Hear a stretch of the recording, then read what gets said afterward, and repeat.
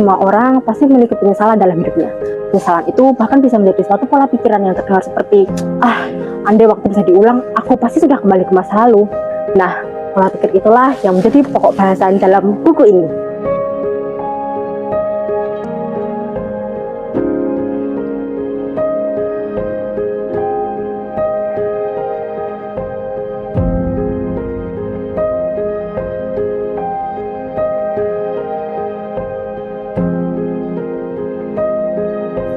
Salam Sobat Literasi.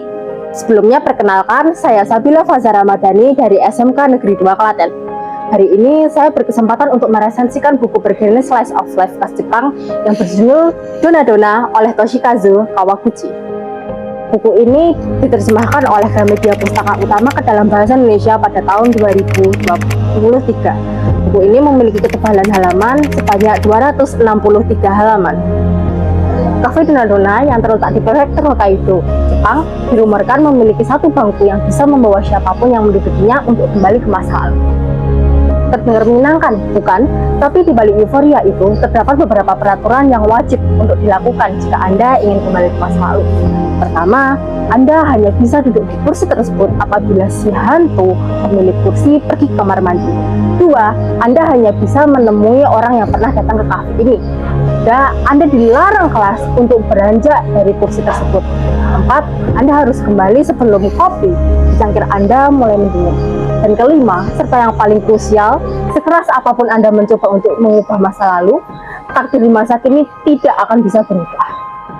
Nah, lalu apa gunanya kita kembali ke masa lalu jika kita tidak bisa mengubah takdir? Itulah keajaiban Toshikazu Kawaguchi. Ia mampu menyampaikan bahwa kita tidak bisa mengubah masa lalu. Yang bisa kita lakukan hanyalah membuka lengan untuk menyambut hari ini serta memeluk apa yang telah koyak di masa lalu. Toshikazu Kawaguchi mampu memberikan dorongan serta tamparan lembut kepada pembacanya tanpa ada kesan menggurui.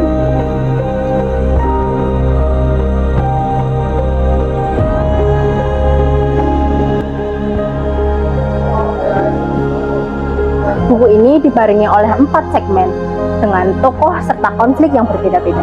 Mulai dari anak perempuan yang kesal karena ditinggal mati oleh orang tuanya, hingga pria yang kembali ke masa lalu untuk menyatakan cintanya. Nah, meskipun para tokoh memiliki karakter yang berbeda, terdapat satu sifat menonjol di antara mereka, yaitu kegigihan.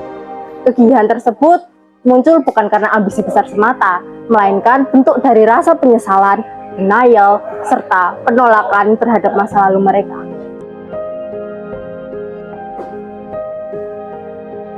Kendati demikian, buku ini lahir bukan dari kesempurnaan. Jika sobat membaca dengan seksama, sobat akan menemukan beberapa pola repetitif dalam buku ini. Pola tersebut cenderung seperti tokoh yang duduk di bangku, kembali ke masa lalu, berbincang dengan orang yang mereka sayangi, hingga akhirnya kembali ke masa kini dengan hati yang lebih lapang.